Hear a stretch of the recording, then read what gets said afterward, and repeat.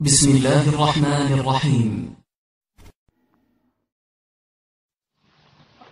السلام عليكم ورحمة الله وبركاته. الحمد لله والصلاة والسلام على رسول الله. اما بعد، به نسبت صوفی ها برادران صحبت دارند.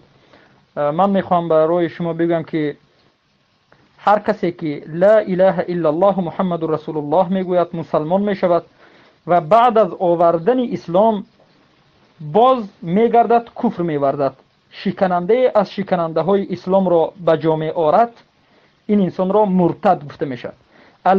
مرتد این کلمه که یعنی رد کردن اسلام مره دوم. یک کس به اسلام میدارد، بعد از وقتی معین باز اسلامش را رد میکند، یک قانون از قانون الله را رد میکند، این را مرتد گفته میشد. علوی، حوثی و با مانند صوفی ها و با مانند تمام کسانی که یکی از حکم الله سبحانه و تعالی را اگرچند یک حکم الله را قبول نداشته باشند.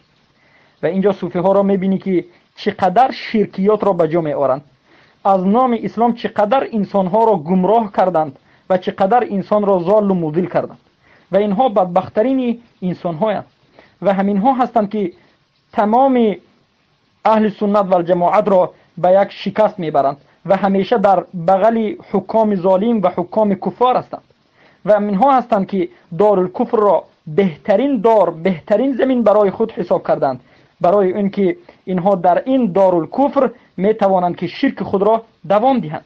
شرکیات اونها از زمین تا آسمان می رسد، چقدر زیاد است، از قبر پرستی، از آدم پرستی، از ترک تمام قوانین الله سبحانه و تعالی می باشد که این عموما است. برای همین برادران عزیز، نصیحت ما برای شما این است که تا می توانید از شرک و از بدعت و از گمراهی این بدبختان خود را دور بگیرید، تا می توانید از عقیده خود، از عقیده صاف و به نهایت پاک اهل سنت و الجماعت با خبر باشید. برای چی؟ برای اینکه هر انسانی که از عقیده خود بیخبر است، عقیده باطل دیگران را فهمیده نمیتواند، جدا کرده نمیتواند و همیشه شب و روز در شبهه است، در ظلماتی و غمگینی است.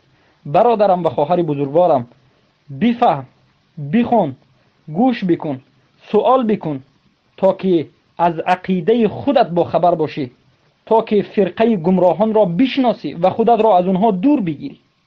و شرط اسلام هم همین است. اگر برادران عزیز هر یکی من و شما معنای اسلام را میفهمیدیم، اینقدر سوالها به ما نمی آمد. اسلام چیست به نظر شما؟ مردم میگن اسلام دین است، تمام به همین ادا است. این غلط است. اسلام این تسلیم شدن به الله است. تسلیم شدن به الله به توحیدش است. الاستسلام لله بالتوحید و انقیاد له بالطاعه و طاعت و عبادت الله را بجا آوردن، پا بر جا بودن است. و براءت من الشرک و بیزاری جستن از شرک و اهل و از اهل شرک است. ما امروز میگیم خود را مسلمان، اما همیشه با مشرکان و با اهل این شرک همیشه همراهیم.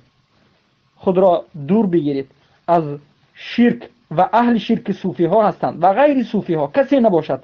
خود را دور بگیرید تا که نجات یابید، تا که مؤمن باشید، تا که مسلمان باشید. بارک الله فیکم.